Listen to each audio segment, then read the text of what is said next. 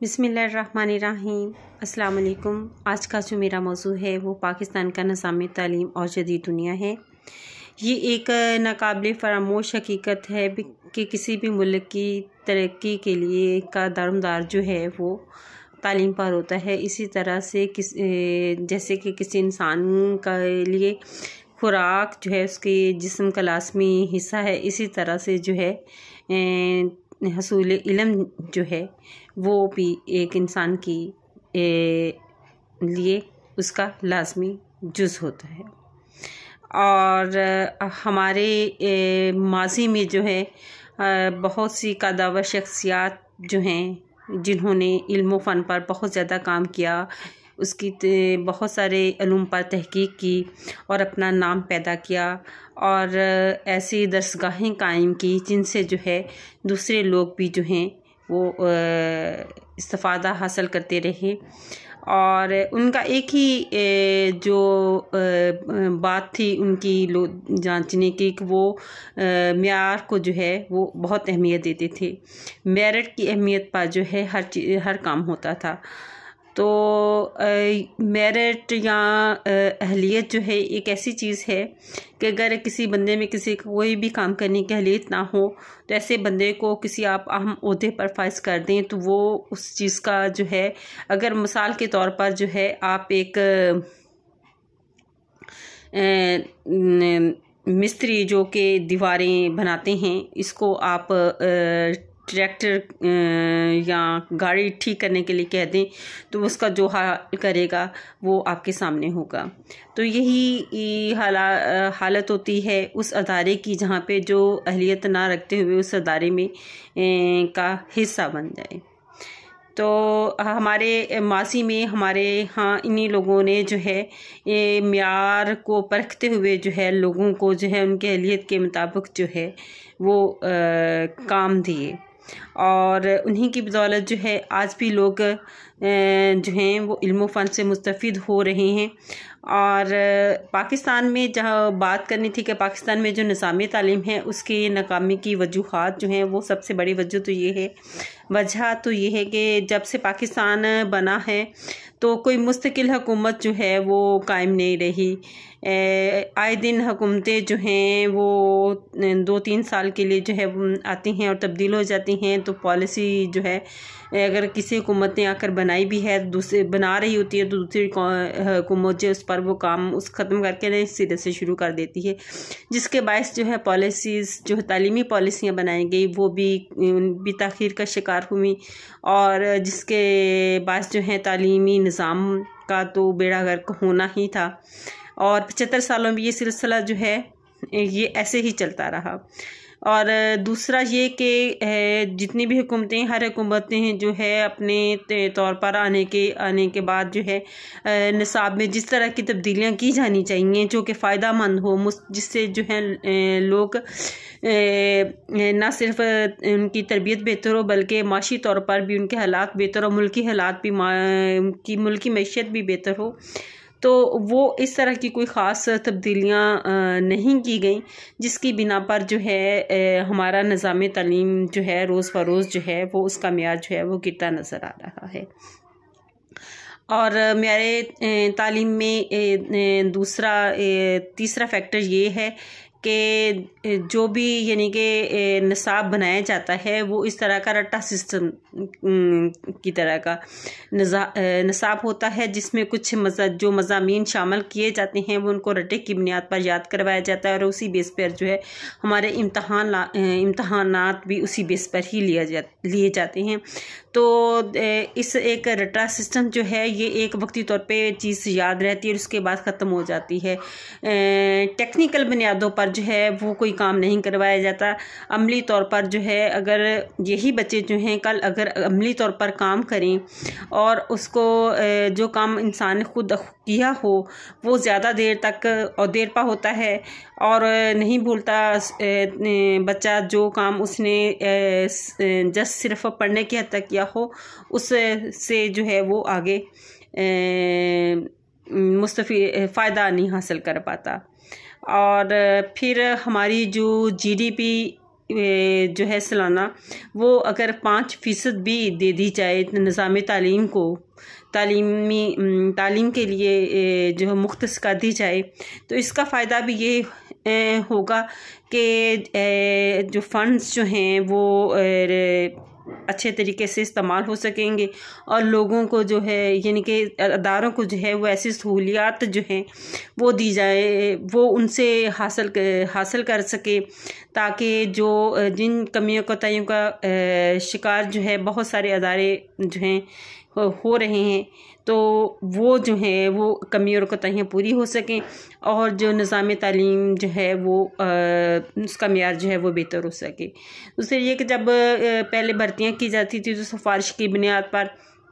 जो है और रिश्वत की बुनियाद पर अमूमन भर्तियाँ की जाती थी। तो ये थोड़ा अर्सा हुआ है कि कुछ मेयार को रखा जाता है आपके तालीमी इसनाद के बुनियाद पर, लेकिन ये भी कोई ख़ास यानी कि मेरे ख्याल में ये मेयार नहीं है। PPSC वाला तरीक़ेकार जो है वो बेहतर है, उसमें ये है, लेकिन उसमें भी अगर बेहतर तौर पर ये किया जाए कि जो है उसको एक बंदे को अगर टॉपिक दिया जाए या सवाल दिया जाए तो उस पर अपना जो है वो मुकम्मल जिसकी जितनी उसकी दस्तरस होती है उस मौजू पर वो बहस कर उसमें लिख सके, नोट कर सके, तो वो ज़्यादा फेवरेबल साबित हो सकता है। तो ये हमारा सेलेक्ट करने का तरीक़ेकार जो है वो भी कुछ मियारी नहीं है, जिसके पास जो है तालीम को बहुत ज़्यादा नुकसान पहुंच रहा है। इसके बाद आ जाते हैं फ़ंड्स। अगर जारी किए भी जाते हैं तो फ़ंड्स जो का इस्तेमाल जो है जिनके हाथों में आता है बहुत ही बेदरेगाना तरीके से इस्तेमाल किया जाता है। ये नहीं, उनको कोई घर की रकम नहीं समझी जाती और कोई भी अगर इन्हीं फ़ंड्स को जो है चाहे ईमानदारी के साथ जो है फंड्स लगाए और इस्तेमाल करे और जो सहूलतें नहीं हैं उन पर अगर तो जो उनको पूरा किया जाए और जो स्किल्स जो हैं बच्चों को ख़ास तौर पर जो है टेक्निकल बुनियादों पर सिखाई जाएं अदारों में जो है, तो वो फ़ायदेमंद साबित होगी। आपने भी जापान की निज़ाम तालीम का ज़रूर मुताला किया होगा और मैंने भी किया है। वहाँ पर जो है शुरू से लेकर आखिर तक किताब या निसाब नाम की कोई चीज़ नहीं होती है, बल्कि वहाँ पर जो है टेक्निकल बुनियादों पर जो है वो चीज़ें सिखाई जाती हैं जो कि मुल्क और कौम की तरक्की और उनकी माशी हालत के लिए भी जो है वो बेहतर तौर पर साबित होती हैं। अक़वाम मुत्तहिदा ने जो हमारी पिछले साल शरह ख़वानदगी जो है वो बताई थी 59.13 यानी कि 59.13 थी, तो जो कि बहुत ही कम है, हमारे इंतहाई कम और बल्कि नीचे आ रही है रोज़ बरोज़। और अगर इसको बेहतर करने के लिए जो है, क्योंकि बच्चे जो हैं तालीमी एक तो महंगाई की शरह बढ़ने की वजह से रोज़गार की तरफ ज़्यादा तौर पर जो है वालिदैन उनको छोटे छोटे बच्चों को भेज रहे हैं, तो अगर और कुछ बच्चे जो हैं कुछ स्कूल का माहौल उस तरह का ना होने की वजह से भी स्कूलों को छोड़ देते हैं और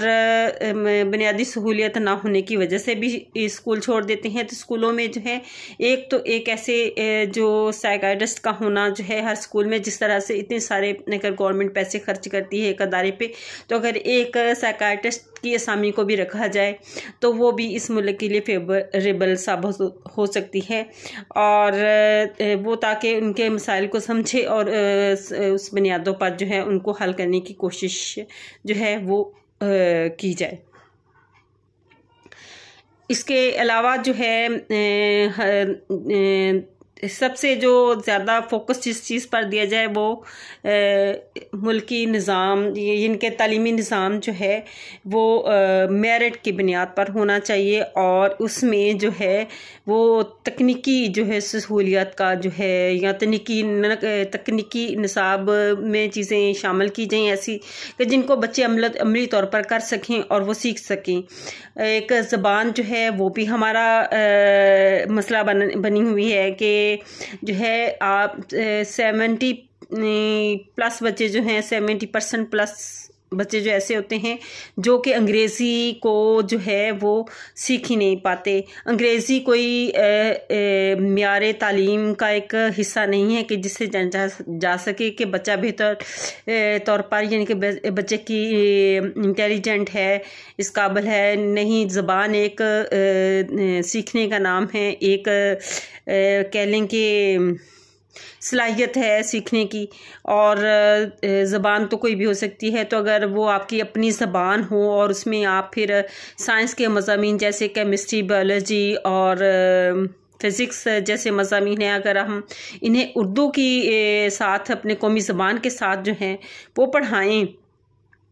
तो बच्चे जो हैं वो आसानी के साथ उन चीज़ों को, जो साइंस की टेक्निकल चीज़ें हैं जिनको वो समझ नहीं पाते, कुछ मेथड्स को वो समझ नहीं पाते, तो वो बच्चे आसानी से समझ सकेंगे। और फिर उनके लिए ये जो तालीम है हासिल करना जो है वो बेहतर होगी। सिर्फ नंबर लेना ही इम्तहानात में, किसी ने A+ ले लिया और ये जहानत का मियार नहीं है। जहानत का मियार ये है कि आपने अपने जो